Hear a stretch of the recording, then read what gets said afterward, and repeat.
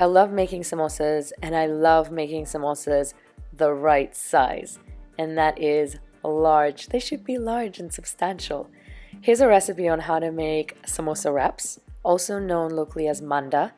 And these wraps, the recipe for these wraps can be used to make wraps for spring rolls as well. Start with 2 cups of flour, followed by a teaspoon of salt and about a cup of water. Actually, just slightly less than a cup. I'd say 2/3 would be the right one. And then just mix it up. I noticed that my dough was still a bit wet. You want it to be firm. So I added some flour. And at this point it's firm, just like I want it. You don't want it to be too soft. And as always, I love to knead by hand as well, just so I can make sure there's no lumps and the texture's the right texture.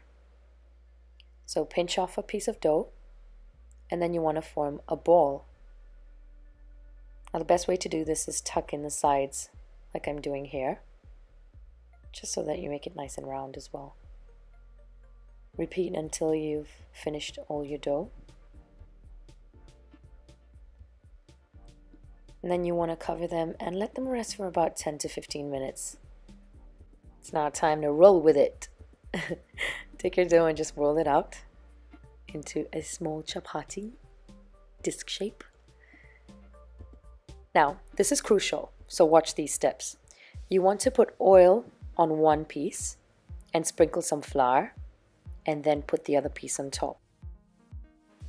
Make sure you put enough oil and enough flour, because this is what's going to make sure they don't stick together later on. And if you don't follow this step, you're going to cry. Once you've finished all your pieces, roll them out as one into one giant piece, or just a piece that can fit your pan. Now if you don't have a big pan, you can use your pan and just cut around it. Just measure and cut. I've got a huge pan I've had for years. Can you tell?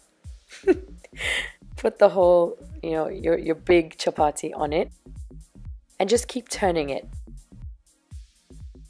You don't want your heat to be too high, sort of medium to low heat, and you just have to keep turning it. The steam will slowly cook your manda.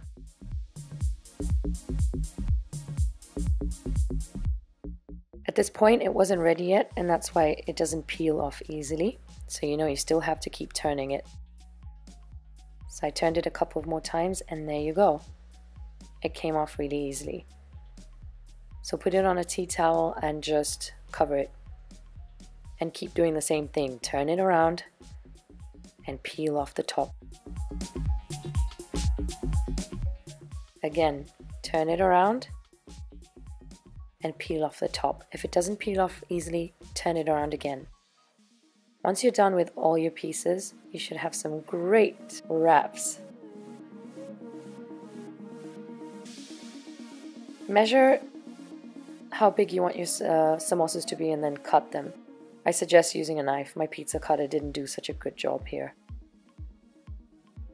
Don't throw away all the excess pieces. Cut them up like so. And click on the link on the right side for a great recipe idea for the kids or for yourself. I hope you enjoyed this tutorial, and I hope it made sense and I was as clear as I could be.